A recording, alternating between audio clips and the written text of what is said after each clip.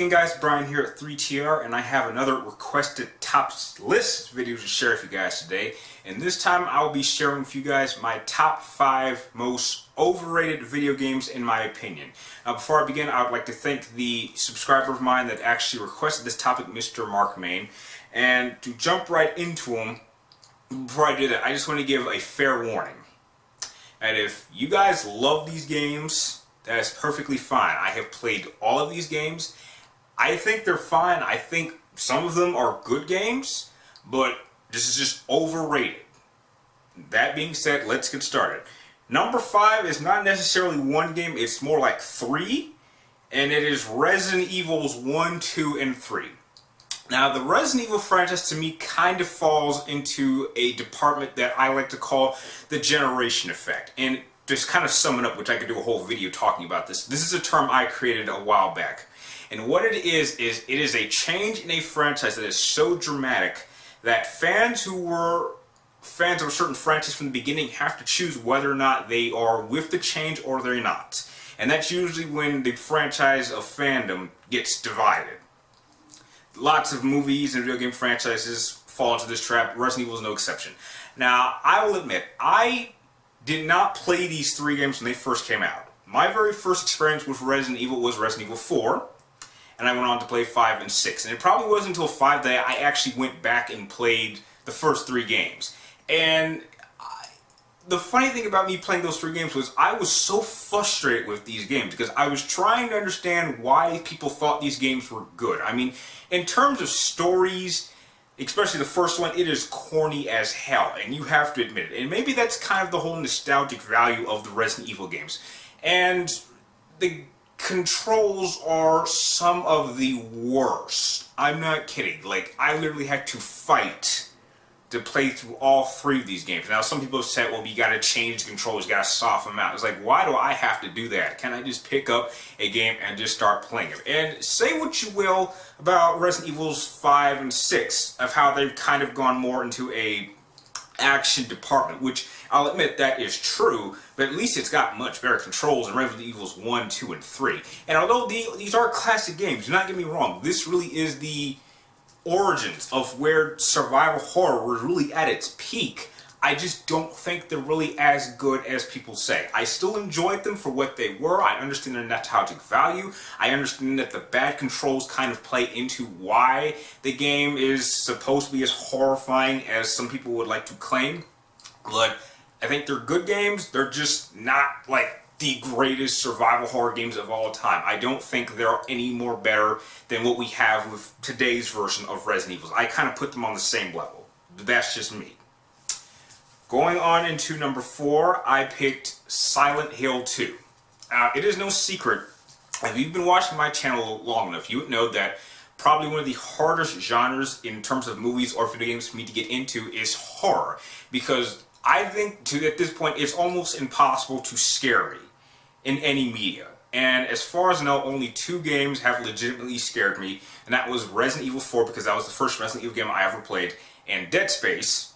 But when people say, you know, Silent Hill is like one of the scariest franchises, and you have to play 2, and I played 2, and what I found surprising was how hilarious it was. I found it really funny how people thought this was actually scary. I mean, the stuff you see in this game is like the kind of stuff that you would see in a Marilyn Manson music video, and I didn't understand. I mean, I understand the story, but just the concept of it, that you're really just kind of walking around, you can't really fight back. I don't really see how that makes this such a great game. I mean, the whole point of playing video games is you want to feel empowered, but I had the feeling throughout playing Silent Hill 2 that whoever this guy was, I can't even remember their name, that I could survive this better than this guy could.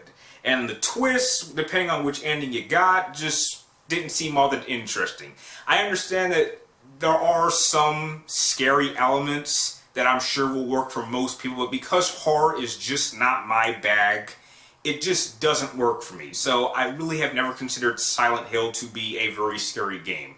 But tons of people will tell you it's like one of the scariest games of all time, but I just I don't see it, and I kind of laugh at anyone that thinks that it's scary. I'm not laughing at you like as out of disrespect. I'm just like, wow, then you must have like really low expectations when it comes to fear, because it takes something really, really unexpected and horrifying to really scare me, and that's just something that, you know, I haven't really experienced in a while. So that's why Silent Hill 2 is on this list. Going on into number 3, I picked Zelda Ocarina of Time. Now, do not get me wrong, Ocarina of Time is an awesome game. I think it's probably one of the most definitive games on the N64. But in my opinion, I've always felt that the best Zelda game was A Link to the Past, which, you know, people are debate whether Link to the Past or Ocarina of Time. I lean more towards Link to the Past. The thing that I wasn't a big fan of when it came to Ocarina of Time was I just didn't really like Zelda taking place in a three-dimensional setting. I think it worked a lot better with something like Mario, but just something about Zelda just didn't work. I mean, don't get me wrong, it is a really great story, and the gameplay is great. It has some of the most memorable boss fights, but I just don't think it's the best of the franchise. I really don't. Certainly not the strongest in terms of using the whole time travel element of traveling between Kid Link and like Adult Link. Don't get me wrong, I thought that was a really nice mechanic.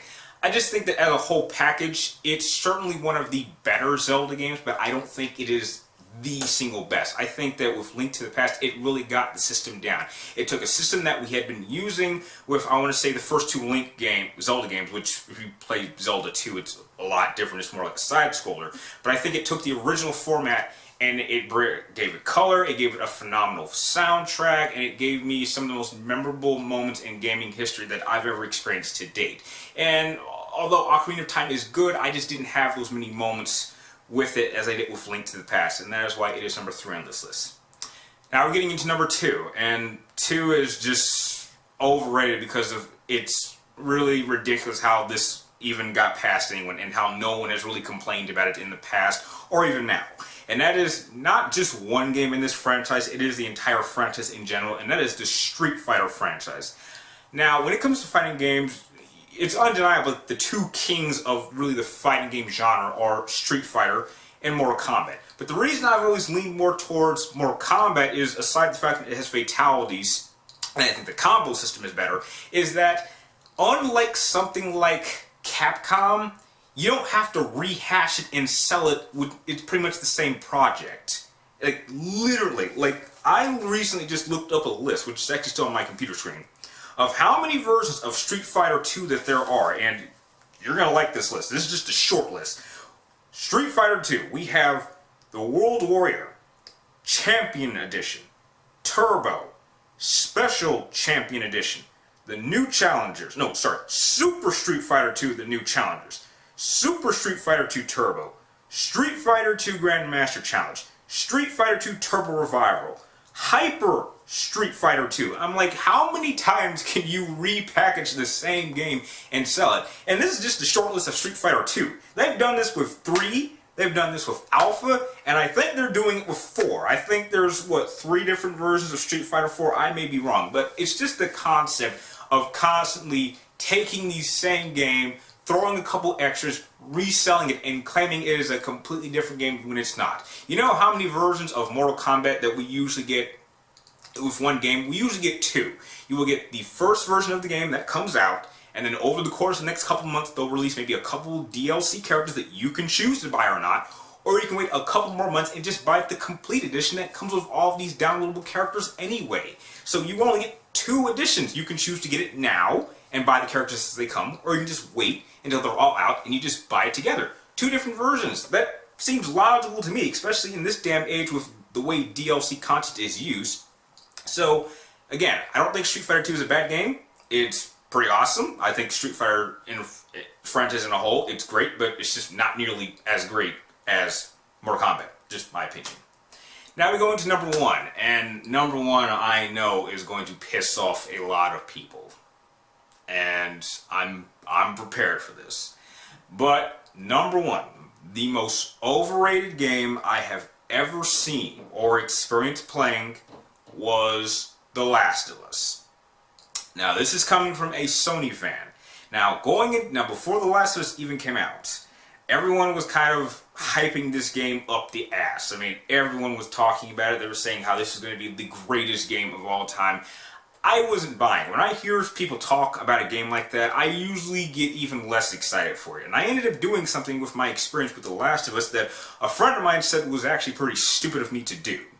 And that was, I actually watched the entire set of cutscenes for this game like a movie before I even had the game, because I was going to rent it. I was not going to buy this. So I pretty much knew the entire story of The Last of Us. And then while I was playing the game, literally 3 hours in, I was bored of it. And however long it took me, it felt like a chore. But really what makes it overrated was how critically acclaimed this game was. I mean, people were saying things that I was just disagreeing with. They were talking about how this game went over all these ideas and ways you can see the world, and you know, these characters are so dynamic, and it's like, no, I don't see that. I mean, not to sound offensive, but like this, my experience with The Last of Us was like the episode of South Park where the boys wrote the book Scrody McBoogerballs, and Butters was supposed to be the author. It's like people are seeing stuff in this book or this game, if you're talking about games, that it's not there either. And trust me, I'm looking as deep as I can into this game, and I don't know how you people are seeing this stuff in, but you're probably overthinking it. And it's really one of the very rare games where the more people talk about it and praise it, the more I disliked it. Now, as it stands right now, when I reviewed it, I gave it a B+, and I stand by that rating. But like with the whole idea of them simply rehashing it and just making it look a little better and re-releasing it on the PlayStation 4 is just a cash grab. And people are saying, oh, PlayStation 4 is finally going to have a good game, and I'm going to buy the PlayStation 4 just so I can play The Last of Us. I'm like, The Last of Us is undoubtedly, next to another game, probably the one game that I played once. I thought it was okay the first time, despite the fact that I didn't love it. But with all this talk about it being one of the greatest games of all time, no, I've heard people say it is the greatest game. I don't think any of us, as a gamer, can make that statement. I mean, as much as I love Metal Gear Solid, which, trust me, the entire Metal Gear Solid franchise, in my opinion, takes dumps all over The Last of Us. I mean, you're comparing a franchise that has been around since the 80s to a game that is not even 2 years old, and you're saying it's better than all of them? I don't think so. And that just kind of insults me when people say that. So, you know, it's just one of those few games that I've played once, and I never want to play again, and I would never recommend this to another person. Because I think it's a fun game, to a point. There are some fun elements. I think it's masterfully made, don't get me wrong. Naughty Dog is a great gaming developer, but I do not think it is the cultural phenomenon that everyone claims it to be. I don't think it is. It is just another game that was well made, and I just think that the overhyped machine just really was on overdrive when this game came out, and I stand by that statement. And with that, those are my top 5 most overrated video games of all time. Now, please let me know, what are some games that you would consider overrated? And if you actually happen to name a couple that I actually enjoyed, please note that I will not hold that against you, because heck, as a gamer, we all have our own opinions, and I respect all of yours. Now, if you like this video, feel free to like, comment down below, and please subscribe to track me in my future videos. And like always, thank you guys for watching. You're awesome, and I'll see you next time.